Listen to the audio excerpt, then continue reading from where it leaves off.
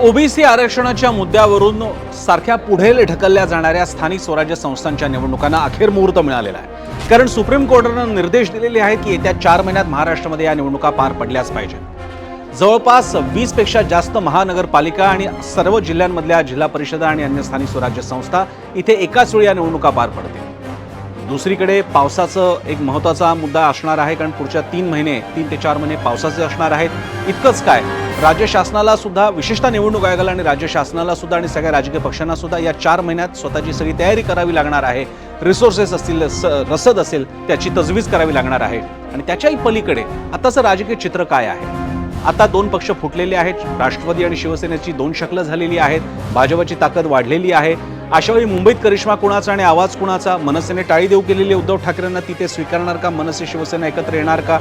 महाविकास आघाडी एकत्रितरित्या या निवडणुकांना सामोरी जाणार की मुंबईत वेगळं आणि उर्वरित महाराष्ट्रात वेगळं? हाही प्रश्न आहे। आणि तितकंच महत्त्वाचं आहे की महायुतीतलं समीकरण काय असणार? आणि त्याहून महत्त्वाचं म्हणजे आता बदललेल्या परिस्थितीत आरक्षण आणि अन्य मुद्दे घेऊन ही निवडणूक नेमकी पार पडणार तरी कशी?